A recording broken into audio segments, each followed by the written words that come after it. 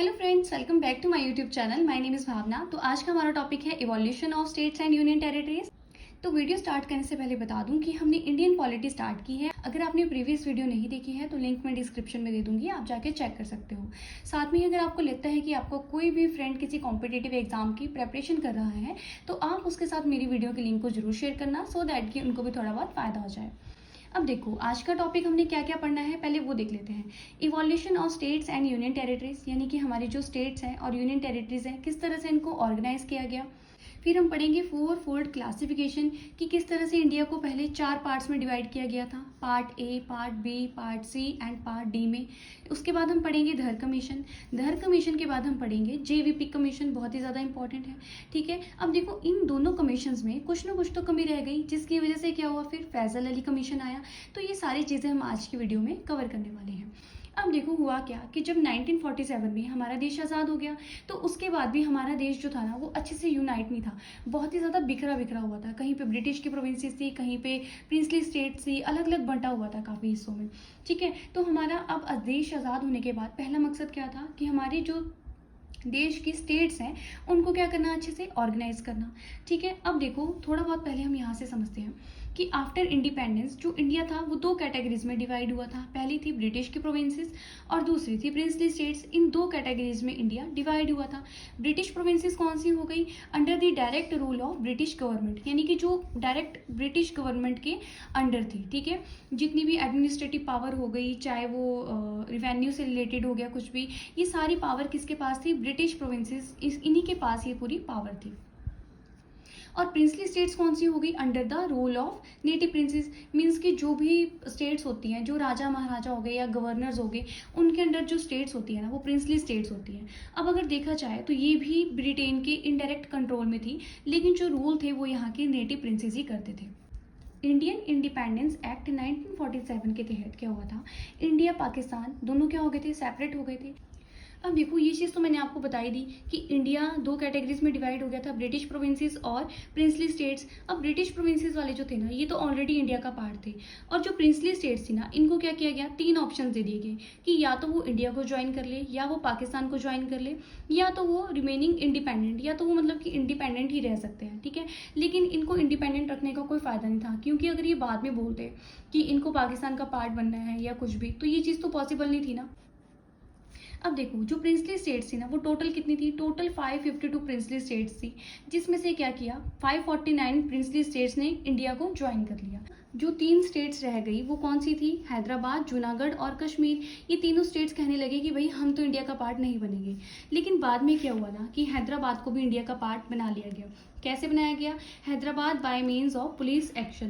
Police के action से डरा धमका के इनको क्या कर दिया गया, हैदराबाद को इंडिया का पार्ट बना दिया गया। और जूनागढ़ को भी इंडिया का पार्ट बना दिया गया। कैसे बना दिया गया, रेफरेंडम से। रेफरेंडम क्या हुआ, मतलब कि जैसे कि जूनागढ़ के जो लोग हैं, जनता है, उनको पूछा गया कि हाँ जी आप बताओ भी आप इंडिया का पार्ट बनना चाहते हो नहीं बनना चाहते हो, तो सबने हाँ कर दी। तो फिर जूनागढ़ को भी कहाँ मिला दिया गया, इंडिया का पार्ट बना दिया गया। ठीक है, ये क्वेश्चन आता है कि हैदराबाद को कैसे इंडिया का पार्ट बनाया गया था। कैसे बनाया गया था, पुलिस एक्शन के द्वारा, मतलब कि डरा धमका के।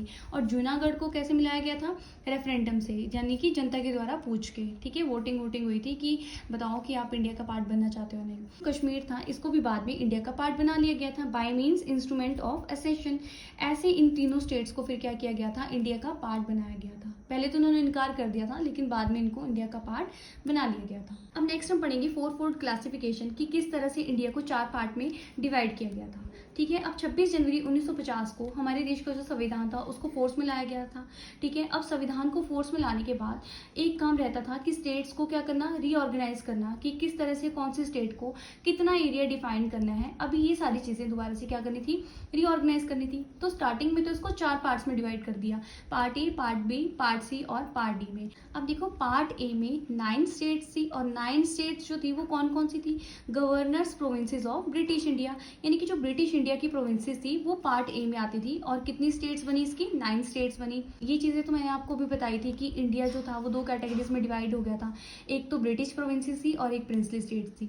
ठीक है, तो पार्ट ए में कौन सी आ गई, ब्रिटिश इंडिया की प्रोविंसेस आ गई, जिसकी 9 स्टेट्स बनी। वो पार्ट बी में 9 स्टेट्स थी, और ये 9 स्टेट्स जो थी ये किसकी थी, प्रिंसली स्टेट्स की थी। ठीक है, और पार्ट सी में कौन सी थी, chief commissioner provinces of British India and some of the princely states, यानी कि जो ब्रिटिश इंडिया के चीफ कमिश्नर थे और जो प्रिंसली स्टेट्स थी इन दोनों को क्या कर दिया गया था, पार्ट सी में कंबाइन कर दिया गया था, ठीक है, ऑल इन 10 इन नंबर, ठीक है। उसके बाद देखो पार्ट डी में अंडमान एंड निकोबार आइलैंड, इनको कहाँ रखा गया, पार्ट डी में रखा गया। देखो अभी हमने क्या पढ़ा, फोर्थ क्लासिफिकेशन पढ़ा कि जिसमें हमने इंडिया को क्या किया था, 4 कैटेगरीज में डिवाइड कर दिया गया था। लेकिन अभी भी हमारी जो स्टेट्स थी ना वो अच्छे से ऑर्गेनाइज नहीं थी, तो हमें स्टेट को दोबारा से क्या करना पड़ना था, रीऑर्गेनाइज करना था। तो अलग अलग जगह से अलग अलग बातें उठ के आने लगी कि किस तरह से हमारे इंडिया में स्टेट्स को रीऑर्गेनाइज करना चाहिए। Demand from different region for reorganisation of state on linguistic basis. तो बहुत जगह से ना ये बातें उठ के आने लगी कि हाँ जी भी स्टेट को लैंग्वेज के बेस पे रीऑर्गेनाइज कर दो। तो अब देखो दोबारा से रीऑर्गेनाइजेशन करना था स्टेट्स का, तो उसके लिए क्या किया गया था, एक कमीशन बनाया गया और उस कमीशन को नाम दिया गया एसके धर कमीशन। कब बनाया गया, जून 1948 में। आप इसको कैसे याद रख सकते हो कि हमारा इंडिया कब आज़ाद हुआ था, 1947 में, तो उसके 1 साल बाद 1948 में क्या बनाया गया, धर कमीशन बनाया गया। अब देखो धर कमीशन बनाया गया, क्यों बनाया गया, ताकि ये स्टेट्स को लैंग्वेज के बेस पे क्या कर सके, रीऑर्गेनाइज कर सके। लेकिन अब इनको लगा कि क्या लैंग्वेज के बेस पे स्टेट्स को रीऑर्गेनाइज करना ये सही होगा या नहीं होगा, ठीक है। तो इनको ना ये चीज़ बिल्कुल भी सही नहीं लगी और इन्होंने यहाँ पे कर दिया मना कि नहीं, कि लैंग्वेज के बेस पे स्टेट्स को रीऑर्गेनाइज नहीं किया जाए।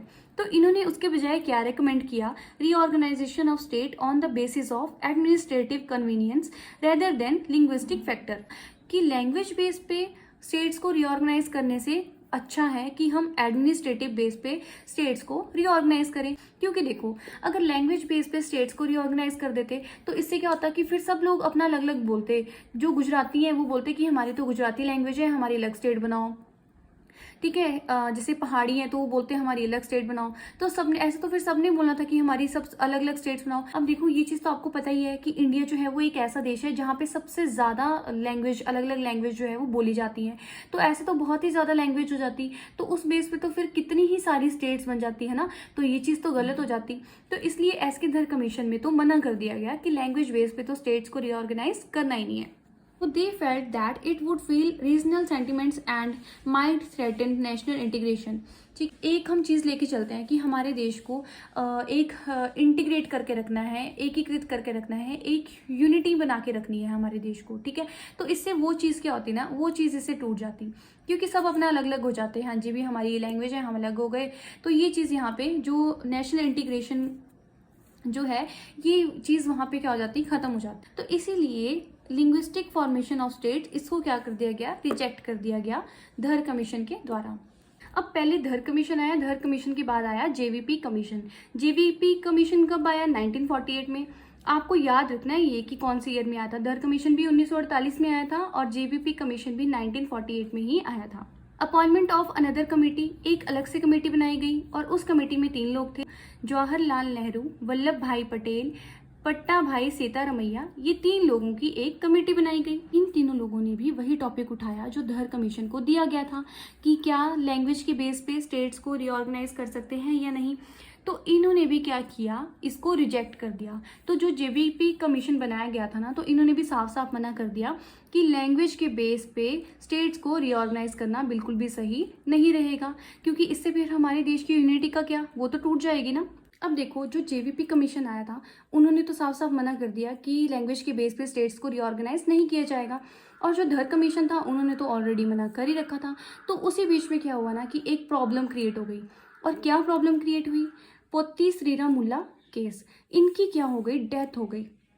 इनकी डेथ क्यों हुई, क्योंकि इन्होंने भूख हड़ताल कर ली थी, और वो भूख हड़ताल कब तक चली, इनकी 56 डेज तक चली, जिसकी वजह से ये क्या हो गया, इनकी डेथ हो गई। अब इनकी डेथ होने के बाद बहुत ज़्यादा प्रॉब्लम क्रिएट हो गई, ठीक है। गवर्नमेंट जो थी उनके ऊपर बहुत ज़्यादा प्रेशर आ गया। गवर्नमेंट थी उसको फोर्सफुली फर्स्ट लिंग्विस्टिक स्टेट जो है वो बनानी पड़ी, क्रिएट करनी पड़ी, ठीक है। तो यहाँ से भी क्वेश्चन आ जाता है कि जो सबसे पहली स्टेट बनी थी किस बेस पे, लैंग्वेज बेस पे, वो कौन सी स्टेट थी, आंध्र प्रदेश। तो ये आपने याद रखना है, आंध्र प्रदेश एक ऐसी स्टेट है जो कैसे बनी थी, लैंग्वेज के बेस पे बनी थी। देखो आंध्र प्रदेश जो स्टेट बनी लैंग्वेज के बेस पे, इसको बनाया कैसे गया, bye separating the Telugu speaking area from Madras state. जो मद्रास स्टेट थी उसमें जो तेलुगु स्पीकिंग एरिया था इसको यहाँ से अलग कर दिया गया था और फिर अलग से स्टेट बनाई गई थी आंध्र प्रदेश। तो ये आपने याद रखना है। अब ये चीज़ें जो थी ना वो गवर्नमेंट करना नहीं चाहती थी, लेकिन सिचुएशन बहुत ज़्यादा ख़राब हो गई थी, तो उसकी वजह से गवर्नमेंट को ये क्या करना पड़ा, इम्प्लीमेंट करना पड़ा। और फर्स्ट कैपिटल जो थी आंध्र प्रदेश को जब स्टेट बना दिया गया तो इसकी फर्स्ट कैपिटल कौन सी थी, कुरनूल थी। और हाई कोर्ट कहाँ था इसका, गुंटूर था। नेक्स्ट है फैजल अली कमीशन। अब देखो पहले के जो 2 कमीशन थे उसमें कुछ ना कुछ तो कमी रह गई होगी, जिसकी वजह से एक और कमीशन बनाना पड़ा गवर्नमेंट को। ठीक है, उस कमीशन को नाम दिया गया फैजल अली कमीशन। अब क्या हुआ था, after the creation of Andhra Pradesh the demand for the creation of state on language basis intensified. अब आंध्र प्रदेश को तो बना दिया गया लैंग्वेज के बेस पे एक स्टेट। ठीक है, तो अब जो बाकी के जो लोग थे ना वहाँ से भी डिमांड उठने लगी कि और भी स्टेट्स बनाओ लैंग्वेज के बेस पे। लेकिन ये चीज़ तो फिर सही नहीं होती ना। तो क्या हुआ, फिर इसके लिए एक कमीशन आया, उस कमीशन को नाम दिया गया फैजल अली कमीशन। और क्योंकि इसके चेयरमैन कौन थे, फैजल अली थे, इसलिए इस कमीशन को नाम दिया गया फैजल अली कमीशन। वैसे इस कमीशन के अंदर कितने मेंबर थे, 3 मेंबर्स थे। ठीक है, अब ये कमीशन क्यों बनाया गया था, टू री एग्जामिन द होल क्वेश्चन, मतलब कि वही सारी चीज़ें दोबारा से कि लैंग्वेज के बेस पे स्टेट्स को रीऑर्गेनाइज करना सही रहेगा या नहीं रहेगा। ठीक है, इसके लिए दोबारा से एक कमीशन बनाया गया फैजल अली कमीशन। फैजल अली कमीशन की ना एक बहुत अच्छी बात है कि जो पूरी सिचुएशन थी ना कि लैंग्वेज के बेस पे स्टेट को रीऑर्गेनाइज करना चाहिए या नहीं करना चाहिए, इसके लिए ना इन्होंने बहुत अच्छा टाइम लिया। इन्होंने देखो ये कमीशन कब आया था, 1953 में आया था। और जो 2 बाकी के जो पहले के जो 2 हमने कमीशन पढ़े वो कब आए थे, देश आज़ाद होने के बाद 1948 में आया था। और ये कमीशन कब आया, 1953 में आया। ठीक है, और 1953 में ये कमीशन आया था, लेकिन इन्होंने अपनी रिपोर्ट कब सबमिट की थी, 1955 में। तो अब आप देख सकते हो कि इन्होंने इस सिचुएशन को री एग्जामिन करने के लिए अच्छा खासा टाइम लिया। ठीक है, broadly accepted language on the basis of reorganisation of state. अब देखो जो पहले के जो 2 कमीशन आए थे उन्होंने तो मतलब कि साफ साफ मना कर दिया था कि लैंग्वेज के बेस पे तो स्टेट्स को रीऑर्गेनाइज करना बिल्कुल भी ठीक नहीं रहेगा। लेकिन फैजल अली कमीशन ने कहा कि लैंग्वेज के बेस पे स्टेट्स को रीऑर्गेनाइज कर सकते हैं। ठीक है, लेकिन उनकी कुछ शर्तें भी थी। ठीक है, तो वो देख लेते हैं। Rejected the theory of 1 language 1 state. लेकिन उन्होंने एक स्टेट में सिर्फ एक ही लैंग्वेज होनी चाहिए, ये थ्योरी को उन्होंने रिजेक्ट कर दिया। और साथ में ही अपने इन्होंने कुछ व्यूज़ भी दिए। ठीक है, तो ये जो इन्होंने व्यूज़ दिए थे ये चीज़ें फॉलो होनी चाहिए थी, क्योंकि अब वो मान भी तो रहे थे ना कि लैंग्वेज के बेस पे स्टेट्स को ये रीऑर्गेनाइज करना है। तो क्या व्यूज़ दिए थे, तो पहले इन्होंने कहा preservation and strengthening of the unity and security of the country. Means कि हमारी कंट्री की जो यूनिटी है एंड सिक्योरिटी है उस पर इस चीज़ का कोई फ़र्क नहीं पड़ना चाहिए। दूसरा, linguistic and cultural homogeneity. Linguistic और कल्चरल जो एक रूपता है, ठीक है, उसमें भी कोई कमी नहीं आनी चाहिए, ये इन्होंने साफ साफ बोल दिया। थर्ड है financial, economics and administrative consideration. And fourth है planning and promotion of the welfare of the people in each state plus nation as a whole, कि हर एक स्टेट के वेलफेयर के बारे में सोचना है। ठीक है, ऐसा नहीं करना कि सिर्फ अपनी लैंग्वेज के बेस पे अपनी स्टेट बन गई तो आप बस उनके बारे में सोचोगे। हर एक व्यक्ति जो हमारे देश का है, हर एक स्टेट, सबके बारे में सोचना है। ठीक है, नेशन एज अ होल, कि नेशन को मतलब कि पूरा एक होल वो लेके चलना है, ऐसा नहीं कि अपनी अलग अलग स्टेट्स पकड़ के बैठ गए। अब देखो इसके बाद क्या हुआ कि हमने स्टार्टिंग में क्या पढ़ा था कि इंडिया को 4 पार्ट्स में क्लासीफाई किया गया था, part A, part B, part C और पार्ट डी में। तो उसको क्या कर दिया गया, एबॉलिस्ट कर दिया गया कि अब part A, part B, part C, part G जैसा कुछ भी नहीं है। तो गवर्नमेंट ने क्या बोला कि ठीक है अब आप क्या करो, 16 स्टेट और 3 यूटीज बनाओ। ये चीजें गवर्नमेंट ने बोली। कितनी, 16 स्टेट्स प्लस 3 यूटीज बनाने को बोला। लेकिन मॉडिफिकेशन करने के बाद नवंबर 1956 में 14 स्टेट्स प्लस 6 यूटीज जो है वो बनाई गई। कितनी स्टेट्स बनाने को बोला था, 16, और यूटीज 3 बनाने को बोला था, लेकिन बनाई कितनी, 14 स्टेट्स प्लस 6 यूटीज, ये जो है बनाई गई थी। ठीक है, तो यहाँ से भी क्वेश्चन आ जाता है कि अभी देखो आज के टाइम पे तो 29 स्टेट्स हैं। ठीक है, और यूटीज कितनी है आप मेरे को कमेंट सेक्शन में बताओगे। लेकिन अगर आपको क्वेश्चन आ गया कि 1956 में 1956 में कितनी स्टेट्स और कितनी यूटीज थी, तो ये भी आपको याद होना चाहिए। 14 स्टेट्स थी प्लस 6 यूटीज थी, तो ये चीज़ें आपने याद रखनी है। सो आज की वीडियो में हमने 4 फूड क्लासिफिकेशन, धर कमीशन, जेवीपी कमीशन और फैसल अली कमीशन, ये बहुत ही ज़्यादा इंपॉर्टेंट है। ये सारी चीज़ें आज की वीडियो में हमने कवर की है। बहुत ही ज़्यादा इंपॉर्टेंट टॉपिक है एंड आई होप कि आपको वीडियो अच्छी लगी हो। और अगर आपको मेरी वीडियो इन्फॉर्मेटिव लगती है तो आपको क्या करना है, लाइक करना है और मेरे चैनल को सब्सक्राइब भी करना है। और ज़्यादा से ज़्यादा हो सके तो अपने फ्रेंड्स के साथ जरूर शेयर करना मेरी वीडियो के लिंक को। तब तक के लिए धन्यवाद, मिलते हैं आपको नेक्स्ट वीडियो में।